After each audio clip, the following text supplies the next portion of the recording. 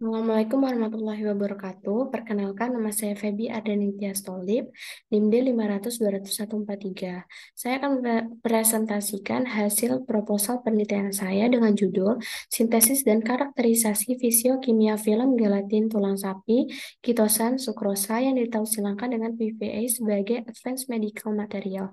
Dengan dosen pembimbing saya yaitu Ibu Siti Fatimah, SSI, MSc. Lalu outline presentasi saya ada 6. Yang pertama pendahuluan, yang kedua metode penelitian, yang ketiga cara kerja penelitian, yang keempat metode pengambilan data, yang kelima risk assessment, dan yang keenam adalah jadwal penelitian. Pendahuluan, gelatin adalah produk protein yang awalnya berasal dari hidrolisis parsial kolagen yang diperoleh dari kulit, tulang, dan jaringan ikat hewan darat, biasanya mamalia, ikan, serta ayam. Gelatin itu banyak digunakan sebagai bahan untuk meningkatkan elastisitas, kekentalan, dan emulsifikasi. Lalu gelatin tuh kira-kira mengandung protein sebanyak 88%, kadar air sebanyak 10%, dan garam sebanyak 1-2%. Dan berdasarkan berat keringnya, kandungan proteinnya adalah 98-99%. Konsumsi gelatin yang terjadi di Indonesia itu cenderung mengalami peningkatan. Peningkatan ini tidak disertai dengan bertambahnya proses produksi gelatin, sehingga dalam memenuhi kebutuhan gelatin perlu dilakukan cara impor. Gelatin itu diimpor dari Eropa dan Amerika. Berdasarkan data yang diperoleh di Indonesia itu telah mengimpor gelatin sebanyak 80.316,3 ton pada tahun 2016. Penggunaan bahan baku dari kulit babi tentu merupakan masalah bagi masyarakat Indonesia karena mayoritas beragama Islam. Dengan demikian, diharapkan alternatif lain untuk mengurangi impor gelatin, yaitu dengan menggunakan sumber ikan kolagen, kulit, dan tulang sapi. Nah, tulang pada dasarnya adalah sebuah jaringan penghubung seperti kartiligo yang terdiri di atas sel-sel yang bertempat di laguna dan serat-serat kolagen. Kandungan protein kolagen sebagai bahan baku utama gelatin dalam jaringan tulang sapi sebanyak 24%, bobot kering bebas lemak. Berikut ini merupakan data statistik untuk kebutuhan impor gelatin sejak tahun 2019 sampai 2023 menurut BPS tahun 2023. Ada 2019, 2020, 2021, 2022, dan 2023. Dari data statistik di atas dapat diketahui bahwa setiap tahunnya kebutuhan gelatin itu mengalami peningkatan, namun pada tahun 2023 jumlah kebutuhan gelatin cenderung menurun. Hal tersebut dikarenakan saat ini sudah mulai banyak yang membuat gelatin sendiri dengan memanfaatkan dari hewan-hewan yang ada di sekitar. Termasuk pada penelitian saya kali ini, saya menggunakan tulang sapi sebagai bahan pembuatan gelatin dengan campuran sukrosa untuk mengetahui bagaimana pengaruh sukrosa tersebut. Sehingga rumus masalah pada penelitian saya sesuai dengan judul itu ada 4. Bagaimanakah pengaruh komposisi gelatin, kitosan, dan polivinil alkohol serta sukrosa terhadap karakteristik fisiokimia Advanced Medical Material atau AMM? Lalu tujuan dari penelitian itu ada 2. Yang pertama, mengetahui pengaruh penambahan sukrosa terhadap karakteristik fisiokimia terhadap advanced medical material. Yang kedua, mengetahui karakterisasi fisiokimia terhadap AMM. Lalu ada manfaat dari praktikum. Yang pertama, dapat memberikan informasi mengenai pemanfaatan tulang sapi sebagai AMM, dapat memecahkan masalah limbah dari tulang sapi dengan menciptakan produk gelatin yang ekonomis, dan mengurangi angka impor gelatin di Indonesia. Metode penelitian ini menggunakan metode eksperimen. Penelitian ini bertujuan mengetahui pengaruh karakterisasi fisiokimia film gelatin tulang sapi, kitosan, sukrosa yang ditafsirkan dengan PVA dan dapat diaplikasikan sebagai AMM. Pada penelitian ini terdapat 3 variabel, yaitu variabel bebas, variabel kontrol, dan variabel tergantung. Berikut merupakan variabel yang digunakan pada penelitian ini. Variabel bebas saya menggunakan variasi sukrosa yaitu 5, 10, 15, 20, dan 30 gram. Terus variabel kontrolnya ada gelatin dan kitosa sebanyak 2 dan 4 gram. Variabel tergantungnya itu yaitu metode karakterisasi MM. Yang pertama gugus fungsi atau FTIR, viskositas, kadar air, dan analisis swelling. Cara kerjanya penelitian saya ada 7.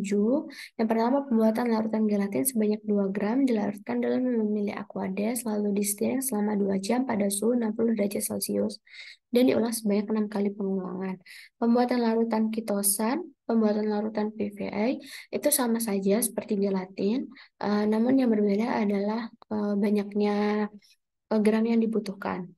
Lalu ada pembuatan sukrosa teroksidasi sebanyak 2%, gelatin, kitosan ditausilankan dibuat dengan melarutkan sukrosa teroksidasi tadi, lalu dicampurkan antara gelatin, kitosan, dan sukrosa dengan kecepatan 200 rpm pada suhu 70 derajat Celcius selama 30 menit. Yang keenam ada pembuatan sampel AMM, yang ketujuh ada karakterisasi AMM dengan menggunakan 4 metode sebelumnya. Lalu ada metode pengambilan data, yaitu dengan menggunakan analisis kadar air, viskositas, uji statistik, uji ANOVA, FTIR, dan swelling. Lalu ini adalah data-data yang akan saya gunakan dalam penelitian. Ini merupakan gelatin, kitosan, polivinil alkohol, dan sukrosa. Pada penelitian saya itu yang dibedakan adalah variabel dari sukrosanya. Lalu dari risk assessment, praktikum yang dilaksanakan di dalam laboratorium kimia sangat berpotensi menimbulkan resiko kecelakaan kerja dari bahaya-bahaya yang dapat muncul saat melakukan kegiatan praktikum. Resiko kecelakaan itu berasal dari beberapa faktor. Yang pertama ada aktivitas penggunaan laboratorium, yang kedua kesalahan penyimpanan alat dan bahan praktikum, yang ketiga kesalahan tata ruang dan letak laboratorium. Lalu metode manajemen risk yang paling baik digunakan adalah metode hierarki, yaitu hazard identification, risk analysis, dan risk control. Metode ini diawali dengan hazard identification atau identifikasi bahaya yang dilakukan untuk mengetahui potensi bahaya yang terdapat di dalam laboratorium kimia. Yang kedua ada risk analysis atau penilaian resiko yang dilihat dari hasil identifikasi bahaya yang ditemukan kemudian dilakukan pengkategorian resiko untuk menentukan tinggi rendahnya resiko. Yang ketiga ada risk control atau pengendalian resiko yang berfungsi untuk meminimalkan kecelakaan kerja yang dilihat dari persentase potensi bahaya di setiap resiko. Lalu ada metode analisis data yang digunakan adalah untuk mengetahui uji ANOVA dan uji pengaruh gelatin, ketosan, dan polivinil alkohol terhadap karakteristik AMM yang akan dihasilkan nantinya. Dengan data yang ada, maka alat analisis yang akan digunakan pada penelitian ini adalah menggunakan Excel. Yang akan digunakan untuk penelitian ini adalah hasil dari p-value yang terdapat pada analisis yang digunakan menggunakan Excel. Jadi ini yang akan dicari dan yang akan digunakan adalah p-value. Lalu jadwal penelitian ini saya buat dalam waktu 1 bulan. Jadi saya bagi menjadi minggu ke-1, minggu ke-2, minggu ke-3, dan minggu ke-4. Kegiatan yang minggu pertama adalah persiapan bahan baku dan pengecekan persediaan alat yang digunakan. Pada minggu kedua, preparasi bahan baku dan bahan pendukung. Pada minggu ketiga, proses pembuatan karakterisasi sampel AMM. Dan pada minggu keempat adalah analisis data. Lalu ucapan terima kasih saya haturkan kepada Ibu Siti Fatimah SSI MSc yang telah memberikan dana proyek dan bimbingan selama proses pembuatan proposal untuk penelitian saya. Semoga diberikan kelancaran dan kemudahan dalam melaksanakan tugas penelitian ini. Dan yang kedua, untuk Ibu Insinyur Nur Hidayati MT PhD dan Ibu Anissa Urahmah SSI MSc PhD selaku dosen pengampu mata kuliah metodologi penelitian yang telah membimbing kami selama 1 semester dan juga membimbing kami dalam proses pembuatan proposal penelitian. Lalu yang terakhir adalah referensi dari yang saya gunakan untuk PowerPoint. Dan sekian dari saya. Apabila ada kurang dan lebihnya mohon dimaafkan. Saya akhiri. Wassalamualaikum warahmatullahi wabarakatuh.